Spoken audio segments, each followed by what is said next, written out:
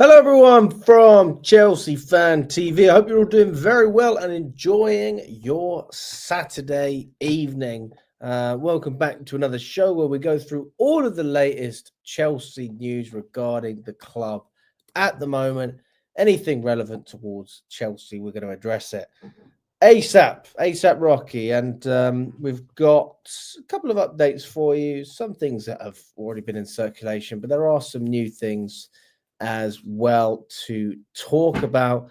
So we are going to talk about transfers, potential transfers, incomings, outgoings as well. And then we're going to look at what happened as well briefly to do with England and what we're missing at Chelsea, because England have exactly what Chelsea have missed, which is a winner and a top class manager who has proven himself at the highest level. And I'm very, very glad that England have taken initiative in signing, arguably, in my opinion, one of the best managers in world football. So those of you who didn't watch the England game yesterday, I'm not saying it was anything crazy, but it was good. It was good. You know, we played positive football, and you can see an identity, you can see a strategy. The players are going to be loving life under Thomas Tuchel, because in terms of knockout football, there is not many better. And my experience watching him at Chelsea, tell me a competition he didn't thrive in terms of knockout. Now, he might not have won all of them. I know he didn't win the FA Cup or the Carabao, but he lost in the finals. He gets there. And then it's up to the players to perform, because he sets his teams up absolutely to the extent that they should be getting results in those big matches. So that's my stance on that. But yeah, big up to everyone that's watching. Smash the like button if you haven't already. We've got over 40 people in the chat. Let's get up to 40 likes straight away. Smash the like button. Big up to you, Jordan. I hope you're doing well, mate. Big up to Adrian as well. He says we need Victor. We talking about Victor Gorkrez or Victor Osimhen? Which Victor are we talking about? He says we need Victor as well, but I mean, there's two Victors, guys, so you got to get a little bit more specific. Jordan says Santos needs to stay at Chelsea. We've got Esteval, Quenda, Asugo, Cole Palmer, Noni, Neto. What a team, Alex. So much quality. It's true, but I mean, you take Palmer out of the equation, even Palmer to an extent. There's not much proven quality. I mean, Neto, actually, he's proven as well. I'll give him that. And Santos has been fantastic. So he's proven himself in France. We need to see if he can prove himself in the Premier League, which I'm sure he can do. But he has a lot of potential, man. A lot of potential. We've got to think about the here and now as well. Is that enough? You tell me. Big up to the right-footed left-back. He says, we paid so much for Joao Felix, we might as well give him a second season before we decide to get rid of him. I personally think it was a very strange decision for him to go out on loan. And listen, maybe the main logic behind it was financial, just getting that loan fee. And, you know, Maresca was okay with that because he wasn't a massive part of, Felix wasn't a massive part of Maresca's plans anyway. So it just fit in together, and it was almost a good excuse just to see what it's like without Joao Felix. But we've seen with the lack of depth, we don't have many options, and it's no surprise that we keep doing the same thing every single game. The style of football isn't changing, and the personnel isn't changing. There's no coincidence about that. I mean, Thomas Tuchel said it himself. We have the same problems. We have the same players. Now, I'm not saying that we have a ridiculous amount of problems, but there are certainly things that can be addressed. And I think that having different options in different positions and playing players in their best positions as well makes a big difference, because even when Felix has come on in the Premier League, it's been as a winger, he's played in the diamond formation. It's never really been just him as a 10 being allowed to roam or do anything close to what Palmer does. He obviously can't compete with Palmer. I'm fully aware of that. He's not even half the player.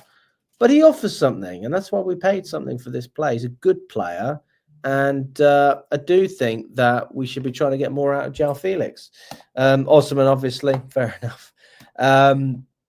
Amir says, keep Felix and sell Jackson. I wouldn't sell Nkunku, as in my opinion. I think he deserves a chance to play in more starting 11 lineups. Wow, that's a bold statement. Sell Jackson and you wouldn't sell Nkunku.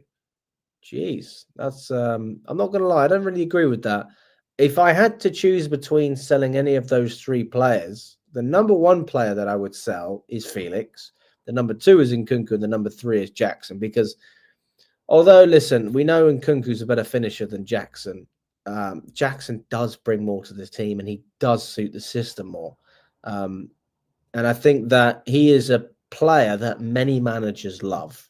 And you'll see that if we end up getting rid of Maresca, I think the next manager would come in and also appreciate Jackson. I don't think this is just a one-off thing. Whereas in Nkunku, you need someone that wants the team to be built around him and allows the player to thrive in his natural position. And if you're playing Nkunku as a striker or as a winger, then you're clearly not putting that effort in to try and get the best out of him as an individual. You're asking him to fit into a system individually and do basically what other players like Madueke and Neto can do in a similar position, which is obviously not what Nkunku's good at. So in that respect, we need to look at Nkunku as a player just being misused and totally mismanaged. He's a good player, and he's been managed poorly. And when people say that, he's got to do better with this and that, the manager needs to facilitate player development. The recruitment facilitate the players, the squad, and the manager is supposed to develop those players. Now, if he can't develop some of them, that's fine. But I'm struggling to see how he's developing a number of our players and how they're improving more than they should be. Maybe you guys disagree with that. I don't know. Do I think Victor Osimhen should come to Chelsea, in your opinion? I think it would be a great signing for us. Do I think it's going to happen? No. With the Felix transfer to AC Milan, it was a strange transfer, him coming to Chelsea. Felix for Gallagher. It didn't make any sense. I would have given Gallagher a new deal for Chelsea. Truth be told, I honestly think that Gallagher wouldn't suit what Maresca's doing anyway that much, but we'll never know because we've never tried it. Now, let's dive into some of the news regarding these players. Let's start off again. I've seen a couple of comments about Victor Osimhen, so it's worth touching on him. Let's give it a crack. Victor Osimhen wants 250k a week. He's not high in Chelsea's thinking at the moment. That's according to Ben Jacobs. Now, God honest truth, when you look at Chelsea's wage structure, I don't see that changing. I mean, 250 grand a week. Look, you're looking at a top player. Nobody can deny that, and I'm certainly not going to. It's quality. Quality is what you're paying for, and he's clearly good enough for Chelsea. There's no doubt about that. He's clearly worth the money. I mean, if you're being totally honest, if any other top team signed him and he was given that contract, I don't think anyone's complaining about the salary. He's earned his way to a stage where he's one of the best in the business. Now, when we look at salaries within Chelsea's squad, you can see this is what we're working with at the moment. So this is roughly what we're going to base our assumptions on. The goalkeepers make no more than 60k a week. Robert Sanchez is our highest earning goalkeeper. Then you've got Jorgensen on 50. Obviously, that will change when Petrovic comes in. Defensively, we're looking at Reece James. He is the top earner, 250 grand a week. And then you got Chilwell Fofana on 200, Cucurella on 175. Tossin's on 120 because we signed him on a free. Cole's on 100, Badiashile 90, blah, blah, blah. Gusto, I'm actually shocked how little he's on. Vega as well. We've got a great deal with those players. So, listen, if we're able to offload Ben Chilwell, that does free up 200 grand, but then you would probably say that you need more depth at left back to replace that, because we don't have any depth at the moment. And if Vega's coming in, he wants to be a centre back. To be honest, I want him to be a centre back, and I think that if Disasi's going and Badiashile is suspect, then you've got good cover there for Levi Colwell with Vega. That's going to be seen. So you've got one player who matches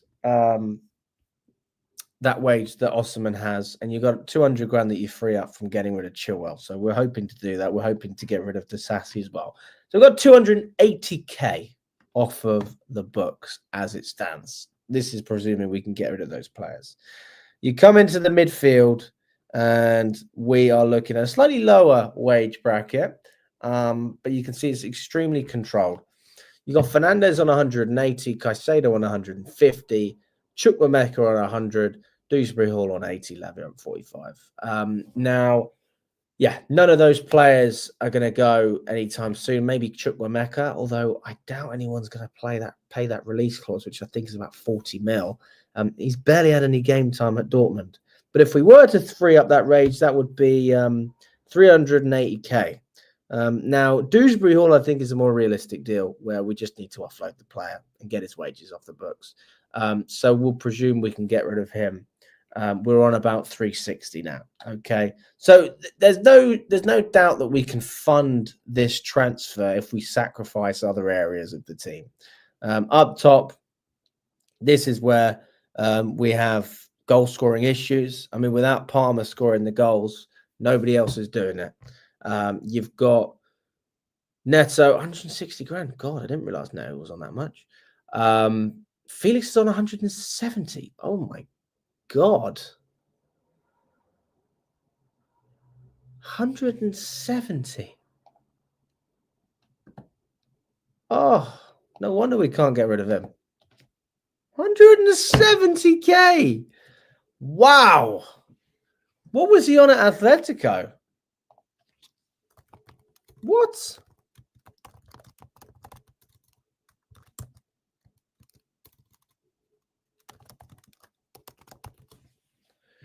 I can't believe that.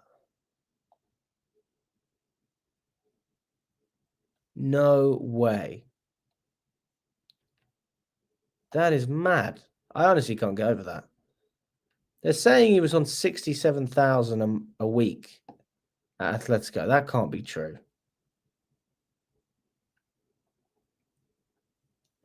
I don't know what his wage was. Can anyone find out what Joao Felix's wage was at Atletico Madrid? Anyway, so we're going to try and get Nkunku off the books, and that's going to free up another 200 grand, basically.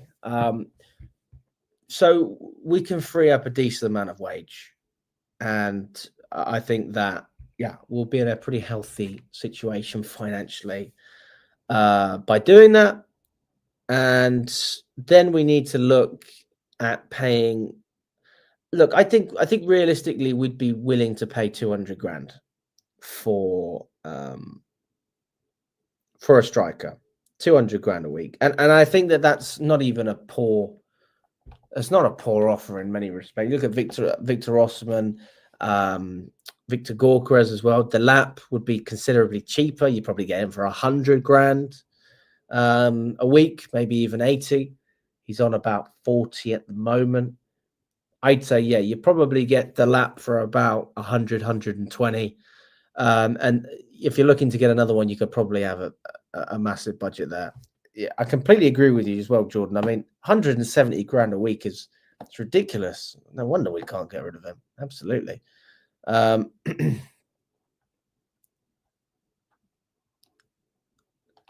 We need a striker, 2 centre-backs, and a decent keeper so we don't concede as much. Big up to you, proper Chelsea as well. I hope you're doing well. Yes, as well. Sterling's on 250 grand a week, so we've got to get that off. So that's our wage situation, and that's where we are in a wage bracket. So looking at Osimhen, look, we can afford to pay. We can afford to pay the money. Sorry, for Victor Osimhen. It's not the transfer fee is not the issue. The issue is the wage. So there you go. Victor Gyökeres as well is apparently on the Chelsea radar. Liam Delap and Seska are relatively high in their thinking. Apparently, Alexander Isak is also one of the names going around. If he actually is available, then that's a player that Chelsea could be looking at. Highly doubtful as well, if I'm honest with you. I don't believe in those rumours at all. Fabrizio Romano come out as well and said that Chelsea are looking to spend some important money to buy a new striker. So lots of talk about a striker as well. We also need to look at who is available to leave. What are the names? Are there any names that I've missed out as well that I haven't spoken about? Because the list I just showed you with the wages, that doesn't include players out on loan. Kepa, Disasi, Chilwell, Sterling, and Broha are a few names that are up for sale at the moment. Obviously, Kepa attracting interest from Bournemouth, which we're going to speak about. Disasi's on loan at Aston Villa. I think he's been okay there. Chilwell's at Palace. It's going to be hard to get his wages off the books. I think that's going to be one of the more challenging deals. You got Sterling as well on a ridiculous contract. So from that perspective, those two deals with Chilwell and Sterling are going to be very difficult to get done. Broha as well as another unreliable player who can't stay fit. And I think it's going to be difficult to offload him for a good price. But look, is it about getting a good price or just getting a price? And if it's just money in the bank, someone will pay something for Broha. We can get rid of this player. Now, will he be willing to go to that team? Who knows? But that's where we are on that front. Also, apparently we want another winger as well, despite Esteval arriving in Quenda in 2026. So give me an idea of what kind of winger we should be looking at. Are we looking at another unestablished young player, or are we looking more towards getting someone in that is credible, that we can get behind, like a Pedro Neto, for example? That's a signing that I don't think anyone really criticised. He was ready-made. He was linked with teams like Man City. He's a good player. So maybe we're looking at that route beforehand, because we've got to wait another 2 years for Quenda. Obviously, Esteval is going to come in the summer, but I'm sure there's going to be a couple of players out the door as well. And we don't know what's happening with Mudryk either. So we've got an uncertain future with Mudryk. We've got an uncertain future on Jadon Sancho. Both of those players could be out the door come the end of the season. We could trigger the option to not buy Jadon Sancho and pay United 6 to 10 million. But that could then end up saving us 20 million. So that's good business if you don't want the player and you don't want the wages either. So you can spend that on someone else. You've also got, as I just mentioned, Mudryk, who could be tested positive for the doping. If that happens, I see no reason why the club can't suspend him. And that should be legal, because I'm sure United did the same, or Juventus did the same thing with Pogba. If you're a professional footballer and you get done for doping, then there's no reason why the club should continue to pay you. You've clearly breached a level of trust and professionalism that should allow the club to basically terminate that contract, even though it's a long contract and it's not ridiculous money. That's another cost.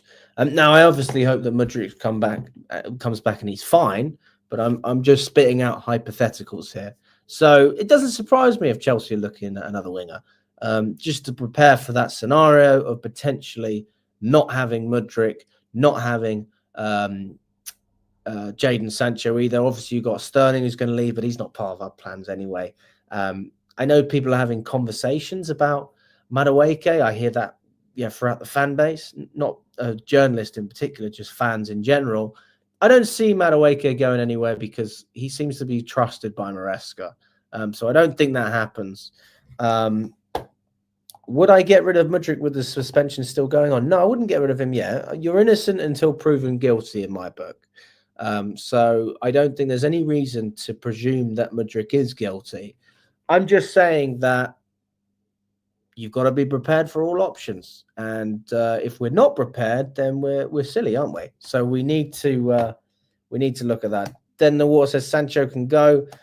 Sterling is on 325 grand a week, so he's on more than both of those numbers, 325k, and we pay Arsenal pay 100 grand of that, and Chelsea pay 225 grand towards that wage. So basically, most of the wages are being covered by us anyway, but we're still saving 100 grand a week offloading him to Arsenal, which in my opinion, even though it looks like poor business, is good for us because I don't want him anywhere near this team, and you're saving 100 grand a week as far as I'm concerned. I'm sure a lot of Man United fans still feel the same way with Jadon Sancho.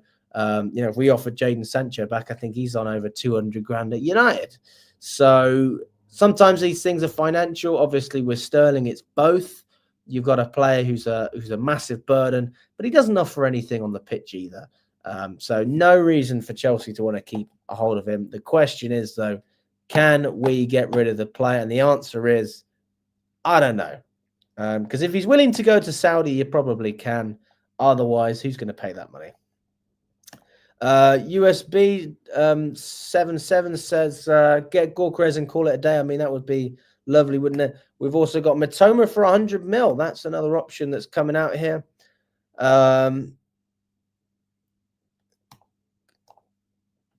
Carlos Baleba gets 600k a year. Is that the Brighton midfielder? Is that the Baleba we're talking about?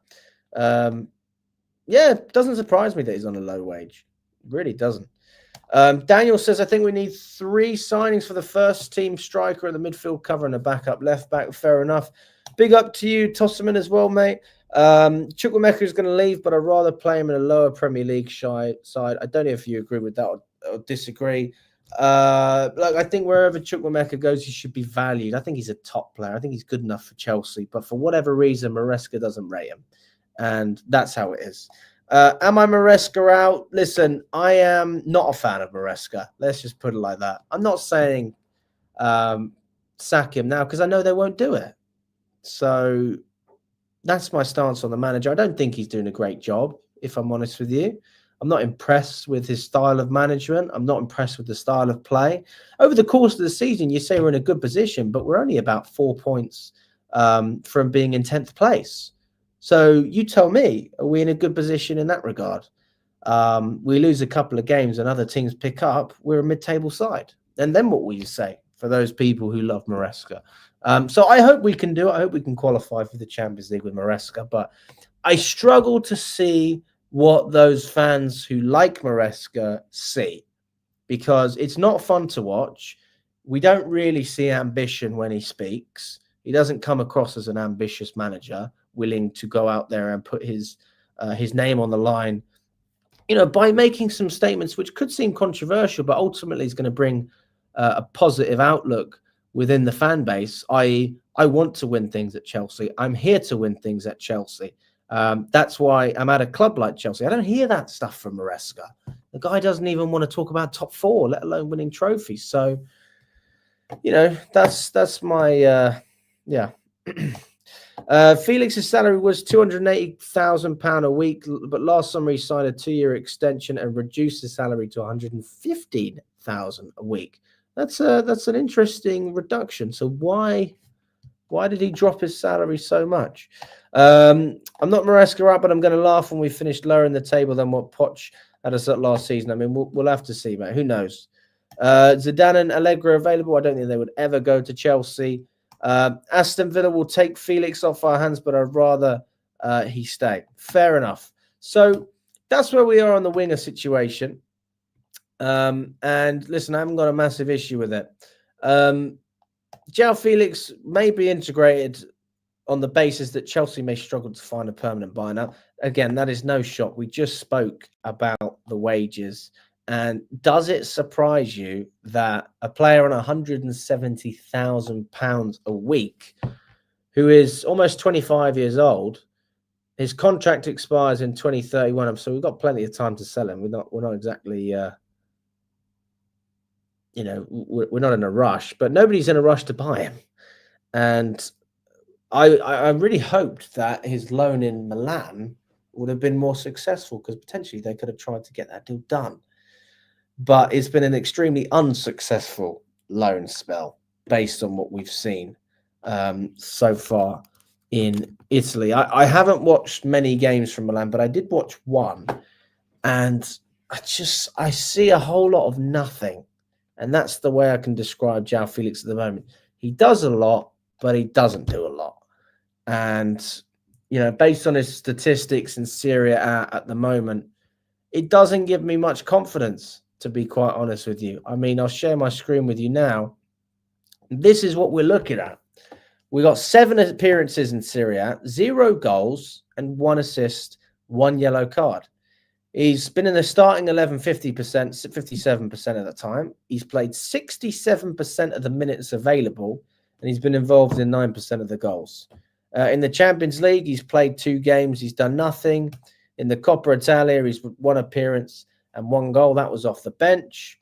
In the Premier League, he's played 12 games, and he's got 2 GA within that, but he's only starting 14% of those games, and he's only playing 18% of the minutes available, contributing to 4% of goals. Conference League, his record's much better. Obviously, he's playing a worse standard, to be quite frank. He's playing 50% of the time, scoring in 61% of the minutes, and scoring 15% of our goals. And then he got his goals in the cup against, was it Barrow or Morecambe? I think it was Barrow. I'm pretty sure it was Barrow. So yeah, I mean, that's not exactly a hard run. And then in the Carabao Cup there. So ultimately it's uninspiring, because the games you want to look at is what happened in Serie A and what happened in the Premier League. A whole lot of nothing. So that's frustrating. And yeah, when you look at Felix, the guy has had so many moves, to be honest with you. He's been passed around a lot. And that's not a good thing. It's not a good thing. I mean, let's just put it like this. Let's imagine that Felix was a lovely lady and you were looking to date. Do you like a lady that gets passed around that much? Is that a lady that you want to marry? Do you want to be with that lady for the rest of your life? She was with a Portuguese man. Then she went with a Spaniard. She cheated on the Spaniard with an Englishman. She then went back to the Spaniard. She then went with another Spaniard. She went back to the same Spaniard that she's already cheated on twice. Back again, back with the Englishman, and then she cheated on him with an Italian. That is not a faithful woman. I don't want to marry you. You are not getting a ring. The best you'll get from me is a hula hoop. And that's the way I see it with Joao Felix. He's not getting a ring from me. I'm not getting down on any knee for him. Listen, even if you look at the value of the deals, I mean, originally, is this market value? Yeah, his market value was 70 million euros. He got sold to Atletico for 127 million. The loan fee when he went to Chelsea was 11. His value was 50. And then he's gone for 52 million euros to Chelsea, and his market, we paid an inflated price. So you have to look at it. And by the way, at this time, when we were looking at this deal, and when we made this deal happen, I was all for it. I didn't have a problem signing Joao Felix, because I knew that we needed depth. And depth is important. Jadon Sancho is the same thing. We needed depth. Those players have points to prove. And they were given the platform to prove themselves at Chelsea. Now, Sancho begs the question, can he perform in the last 10 games of the season, whatever it is? And that's an open-ended question mark. I think the answer is probably no, but I do hold out a little bit of hope for Sancho, because I know how good he has been. And he has proven himself to be an elite footballer over 1 or 2 seasons at Dortmund. Like, he was top. He was great. Nobody can deny that. That's why Man United paid so much money for him. Joao Felix has never really done it. Even if you look at his stats in Benfica, like, he was good, but he went to Atletico, and I don't know. It's just been a very disappointing period for Felix ever since he left Benfica. So his market value is consistently declining. You look at what he was worth and what he's worth now. This is like basically, I mean, going back to the woman's, I mean, this Italian bloke had this woman in her prime. She was 19 years old. She was looking good. She had a tan. And then look at this. Just got absolutely ran through. 24 years old, 25 years old. Nah, that's not a wifey there. That is not a wifey. I don't really know how else to describe that. My girlfriend's looking at me. I'm talking about a footballer.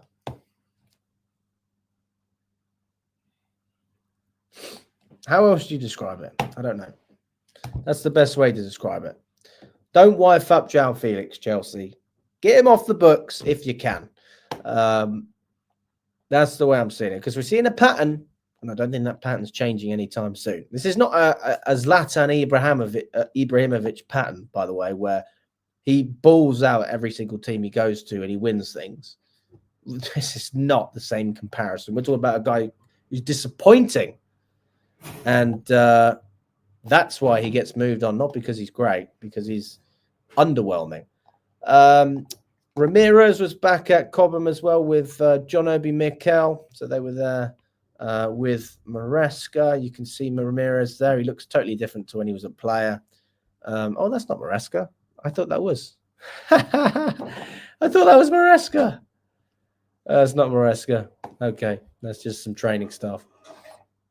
But yeah, there they are. Big up to him. For those of you who don't remember Ramirez, how can you not remember Ramirez? Oh my God, that guy. He's got a very special goal to get Chelsea into a position in the Champions League. Let's have a look, shall we? Let's watch it together. About that, there's a positive glass half goal for you, and they might get one. No flag against Ramirez. Oh, what a goal! Where's he pulled that from? Brazilian magic from Ramirez. It's game on again. Absolutely brilliant. Fantastic running by Ramirez from deep. And Chelsea have scored in a situation you just couldn't see it happening. Absolutely terrific. The pass was sublime. That is a proper Chelsea legend right there. And that's what he looks like now. So big up to Ramirez. If you were to compare Ramirez to a current player in this Chelsea team, who would you compare him to? That's what I want to know in the chat. Who would you compare Ramirez to? Right, let's see what we're saying in the chat as well. Daniel says Felix was a pointless summer signing. To be honest with you, I just think it was an inflated fee. Like, I think it had a lot to do with the Gallagher deal as well. Would we have paid that much for Felix if we weren't trying to get rid of Gallagher? Who knows? I agree in a sense, but he's still a special talent. I'd like Chelsea to be the team to help realise it. Fair enough. If we had striker options, would you take the Osimhen, Delap? Would you take Osimhen, Delap, Sesko, Jonathan Davis, Boniface, or Victor Gyökeres? Wow. Okay, we're getting a lot of options here. Well, if I had to have my first pick, I would pick Victor Osimhen. That would be my first pick. My second pick would be Victor Gyökeres. My third pick would be Liam Delap, because I actually think Delap's a good player. I really like Delap, and I think that he would be a good player for us. So I have no issues with Chelsea signing Delap. Although if you're asking me to choose between him and Osimhen, I don't think it comes close, to be quite frank. So yeah, that's my answer there. As an Arsenal fan in the game against you, both teams were poor. I completely agree, mate. You were just less bad than we were. Keep Kepa and sell Sanchez. Interesting. Fair enough. Right. What else have we got going on, guys? Let's have a look. Let's see what else we've got going on. We don't want to stare at Ramirez all day. Right. There is more news. Don't you worry. There is more news. This is a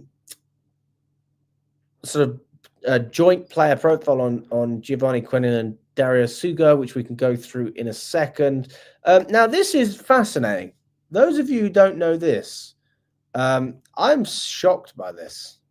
Chelsea's first Club World Cup opponent, Club Lyon, have been booted out of the tournament due to shared ownership with Pachuca. A replacement club will be announced in due course. Now, this is reported by Rob Harris, and I don't know why this has actually happened, because I don't see what the problem is with having. I don't understand that. I don't really get it. So look, FIFA removed the Mexican club of a shared ownership with Pachuca. Chelsea were due to play them, and they're going to announce a new replacement. It said the same thing, basically. This is the original source. I don't really know what to say, because we have no idea who the next person's going to be. But why is joint ownership with Pachuca a bad thing? Are they also in this competition? I don't know if they are.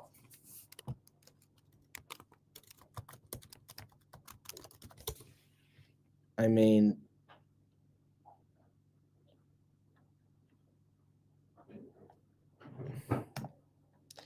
FIFA have released a statement.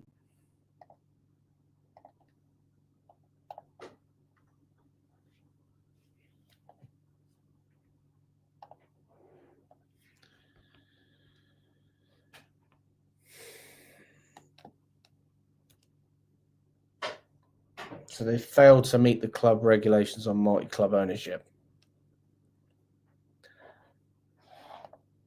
The two clubs sit under the same ownership model of Grupo Pachuca. Article 10.1 of the tournament regulations states that no club participating in the competition may directly or indirectly hold or deal in the securities of shares of any other club participating in the competition. Costa Rican club Alajuelense had previously questioned the decision to allow both teams to feature in the revamped competition based on the tournament rules. So both of the teams were in the competition. Okay, so that makes sense. FIFA announced on Friday that it would announce a replacement club in due course. A FIFA statement read, following disciplinary that's a tongue twister. Disciplinary proceedings opened against Pachuca and Club Leon. The chairman of the FIFA Disciplinary Committee decided to refer the case directly to the FIFA Appeal Committee in accordance with Articles 55, Paragraph 3 of the FIFA Disciplinary Code. After having evaluated all evidence on file, the chairman of the FIFA Appeal Committee has decided that Pachuca and Club Leon failed to meet the criteria on multi-club ownership defined under Article 10, Paragraph 1, blah, blah, blah, blah, blah, blah, blah. Blah, blah, blah, blah, blah. There you go. So our other opponents, we know we're going to play Flamengo and Esperance as well, the Tunisian side. So it'll be interesting to see what happens there. That tournament begins on the 14th of June. I'm planning on going out there, guys, as well. For those of you who don't know, I am going to be going to America, hopefully. How long is another question. Part of me wants to stay out there the whole time, but unfortunately, I have bills to pay. So I don't know if I'm going to be able to get out of work for a month, but we'll have to wait and see. Who knows? Anything can happen. Andre Santos has come out and he said a number of things. He said, a lot of people send me the news about Chelsea, but I don't think there's anything concrete like that. No one came directly to me and talked to me. It's in Chelsea's hands. It's in the hands of my businessman. It's in my hands. At the moment, I'm focused on these last games that are missing, which are very important here for Strasbourg. When the season is over, we'll see what happens. Everyone can sit down and talk to make the best decision for both sides. Estevao is a very high-quality player. I'm close to Savinho, and he told me he's a great person. God willing, he will get far, and maybe make a great duo at Chelsea, a pair of Brazilians. So, yeah, that's what Andre Santos had to say. Listen, there seems to be a lot of doubt on that. I don't personally feel too doubtful, but at the same time, you have to look at it from the perspective of if the guy isn't, what's the word? God, I forgot the bloody word. if the guy hasn't put the shirt on, then it's hard to know for sure with this team, because we sell players so randomly and so ruthlessly that you have to think to yourself, if we had an offer for Andre Santos, bear in mind what we paid for him, and we got a significantly higher offer, and let's just say you made 30 million in profit or 40 million in profit, do you think that there would be a temptation? Do you think there would be a temptation? Just like if we had £100 million offer for Cole Palmer, 120 million.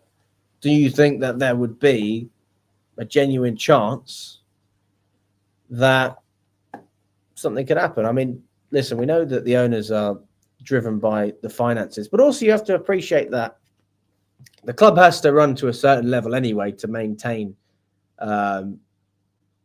just growth in general. I mean, if Chelsea aren't winning, it's hard to grow the club. That's why Chelsea is so big as a brand, because we are a club that bring results. So if we don't bring that, then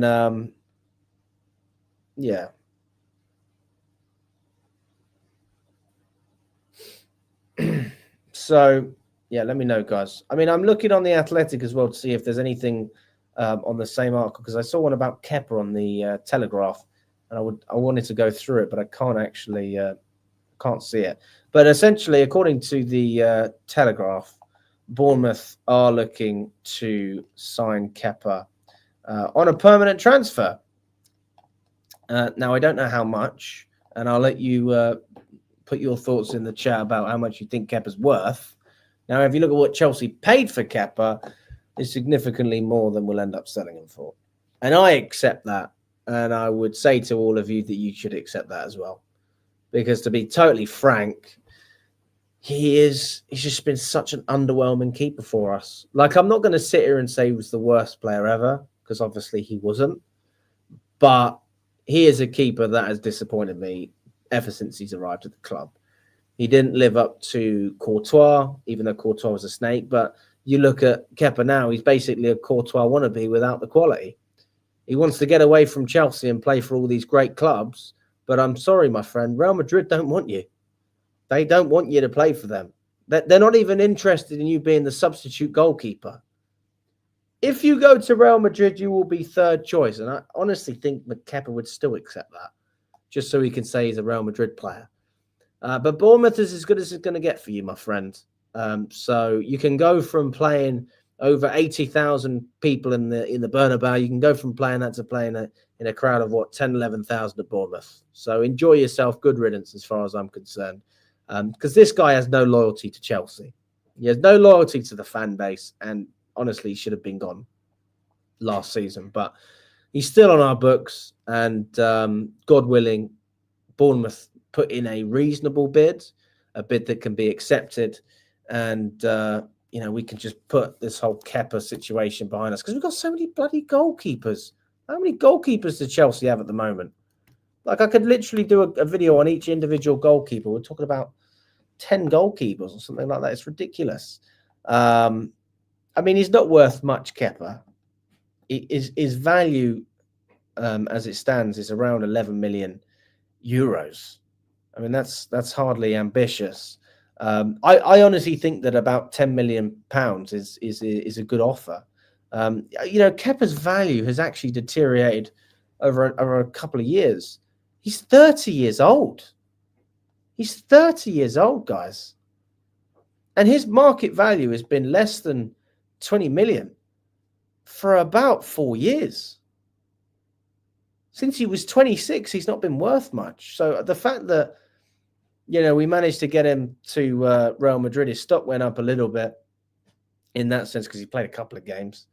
And now he's gone to Bournemouth. And, the guy just needs to go. We need to get rid of him. He's playing a lot of games in the Premier League for Bournemouth. More games than I actually realised, to be fair. If you look at his stats, you can see how much he's played. He's played 81% of the minutes available, starting 81% of the time. 22 appearances, 29 goals conceded, 5 clean sheets in total. You can make what you want out of that. I don't think that's entirely Kepa's fault that the team concedes. But they're obviously quite happy with him if they're looking to bring the guy on a permanent transfer. Right, let's have a look.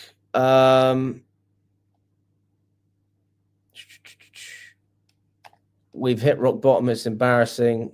Unbelievable how far we've fallen. We have fallen a long way from grace. Alex, should the Boston Americans sell the club yet? Protest. It's ridiculous that you say the owners are driven by finances. That's not true. We are owned by private equity, my friend. If that doesn't scream we are driven by money, I don't know what is. How can you say they're not driven by money? I mean, that's the stupidest thing I've ever heard. I reckon it's like Pumas or Tigres Mexican teams to replace Leo, maybe. Just checking to see why Chelsea Fan TV has taken such a heel turn and has shit on this club. Because the club has shit on itself. That's why. Also, everyone just has their own opinion. So if I'm not the only person saying it, then maybe there's some logic behind that. Kepa was on a 7-year deal. Whatever we sell him for is a plus. Okay. Well, I mean, it's not good business, but whatever we can get, I'll take it. Yeah. So, I mean, if we get 10 million for him, I'm happy with that. So there you go. Not a peep about your heel turn on Maresca. The guy, Chelsea, is clearly not firing. Well, what do you want me to say? He's a clown. There you go. I've said it. 20 million a year from the club that Todd Bowley claims as chairman. That's already more than the Glazers take every year. There you go. So, yeah, that's where we are. That's where we are. So, good riddance to Kepa. 10 million is 10 million better than we would have had. And we get his wages off the books as well. So, yeah, that's one thing that we can be happy about. We can be happy to see that situation. Looking around as well, obviously, Eddie Jordan passed away as well, those of you who don't know. So rest in peace to Eddie Jordan. He was an F1 team owner, and he was a big Chelsea fan as well. Also, as well, tonight, for those of you who are unaware, we have a big thing going on tonight. And I was sent this information the other day.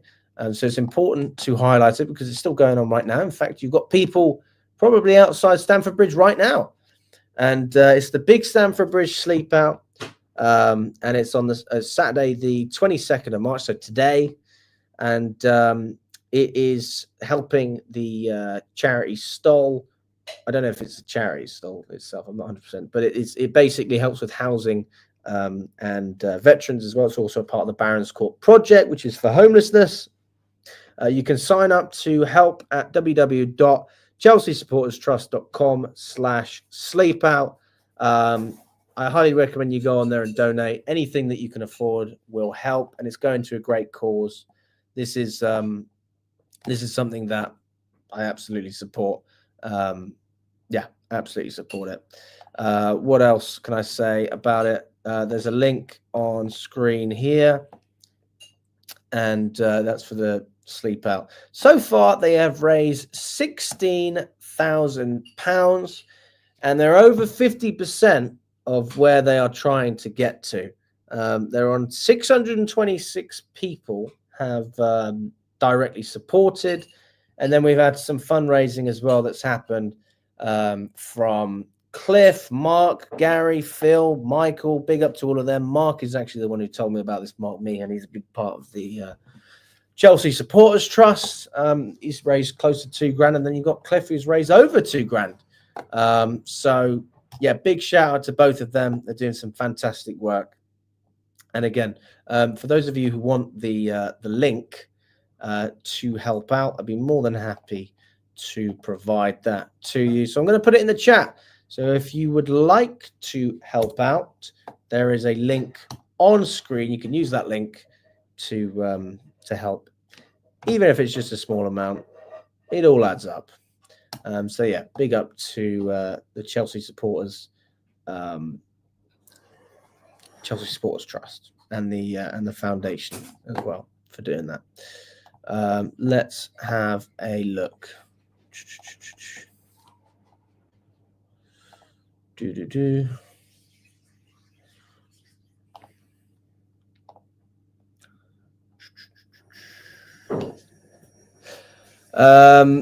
Also, can we just talk about Thomas Tuchel and how good he is doing at England? I mean, that guy, talk about a manager. I know I mentioned him earlier on as well. The guy just is everything you want to see from a manager after the game.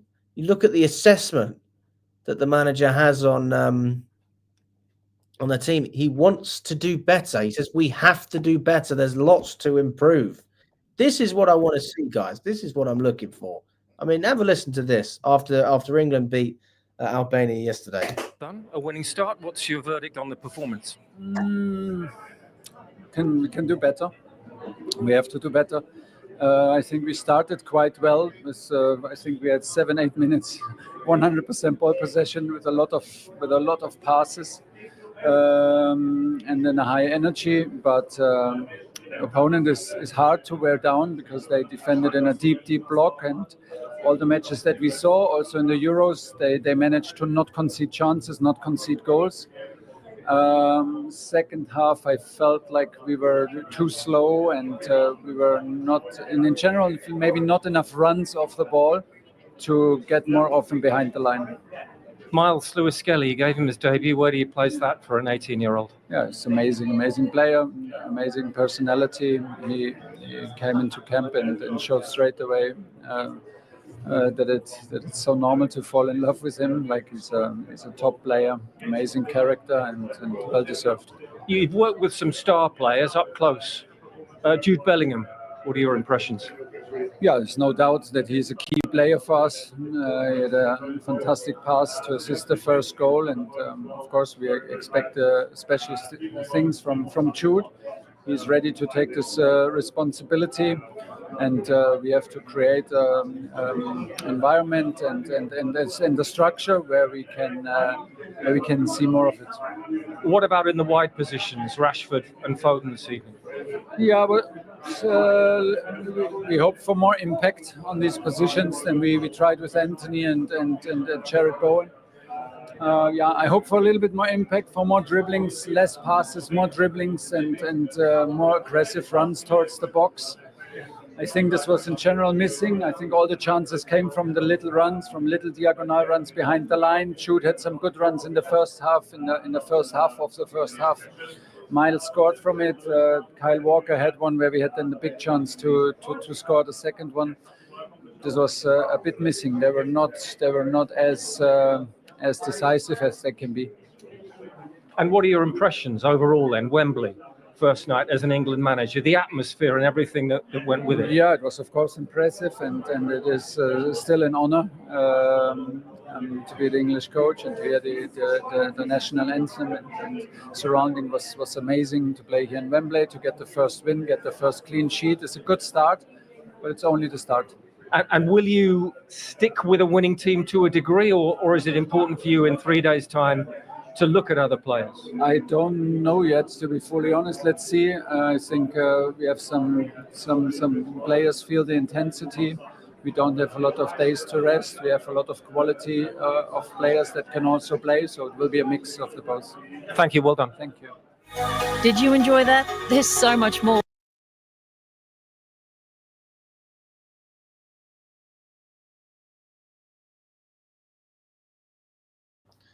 I muted myself. Thomas Tuchel he's just a class act, isn't he? And how you can dislike that man, knowing that he is your manager. I can appreciate people not liking him because he's playing against you. I mean, that's like any good manager or player, whatever it is. But he's just quality, isn't he? He's just so good. I would love to have Thomas Tuchel back into instead of this clueless manager we've got now, Alex. My gaffer. Do you think Foden lost his form last night's game, or he didn't have a good game, Alex? I think that, to be honest with you, Foden plays better in the middle, but he's not better than Bellingham, and he's not better than other players that we can play in there. I'd probably play. Yeah, there's other players I'd play ahead of Foden. I'm not a massive fan of him, to be honest with you. He's not great on the right, and he's not going to start in the middle for England. I mean, if Bellingham's not fit, I don't know off the top of my head who I'd start. But I think there's a lot of players that will shine in this system under Thomas Tuchel that you wouldn't have seen even playing for Gareth Southgate. And I think that Palmer would play 100% if he was fit. He'd play on the right-hand side, and he'd still play Bellingham as a 10, and you'd have great balance, great work ethic, irrespective. And you'd have a goal threat on both sides. Foden just doesn't offer enough individually. He doesn't bring enough to the team. He puts in a shift, there's no doubt about that, but he doesn't have the ability to get past a man, to run and dribble past players. He's relying on other players around him to create spaces that he can then operate in. And he can finish and create. Of course he can. I'm not doubting that, but he's not that player who picks a pass from nothing. The whole team needs to gel together for Foden to work well. As for Palmer, we've seen he can do it all on his own. Even if the team's not performing, he can drag us across the goal line, and he can do exactly the same thing for England. And when you've got him, Bellingham, and then whoever else on the other side, you've got a great squad. Great squad. The only thing is when Saka comes back from injury, I do think that Saka would be a player that Thomas Tuchel really likes. Because Saka's a good player. I like Saka. I think he's a good player. And I think he's probably one of our better options on the right-hand side. So you're thinking between Saka and Palmer, those are your options. But then you could say maybe you play Saka on the left, and you can still have Palmer. Then you've got two wingers who were perfectly happy and capable of putting in a shift defensively. Palmer gets this really bad rap that he doesn't work hard enough and all of that. Because he's a magician. And you expect every magician to be like Messi or Ozil, those lazy. Well, I'm not going to say lazy, but they don't run as much. Palmer already, we've seen publicly how he's been lauded for his work ethic. He's one of the fittest players that we have in our squad. He won the bleep test in training. You have to work bloody hard to get to win the bleep test, and he didn't just win it; he won it by miles. Apparently, he absolutely smashed everyone else in the team. So you have to give Cole Palmer a lot of credit. You have to understand that there's more to his game than just technical ability. You have a mentality monster, a guy who wants to be the best, trains like the best.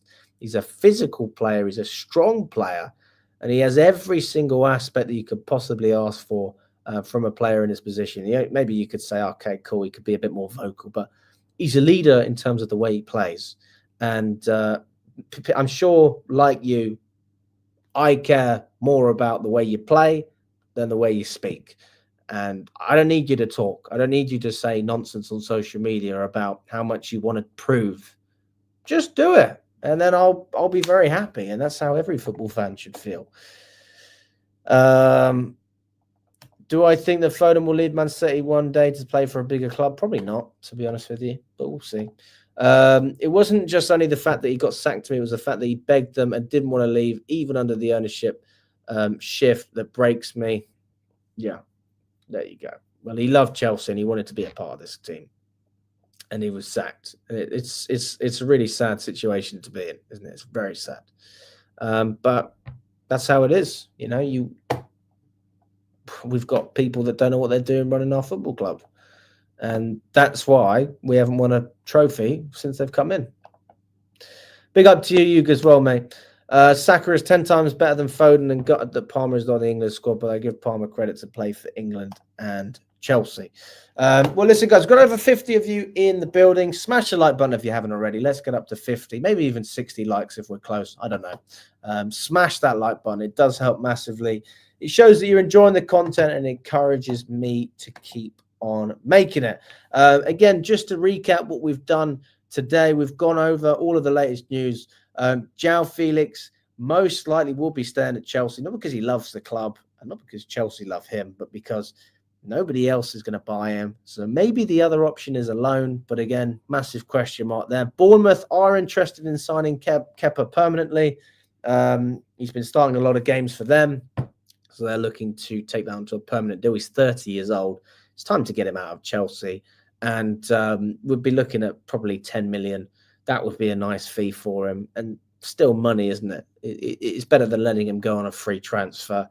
Yeah, I look forward to seeing what else happens in the news. Obviously, the striker situation as well.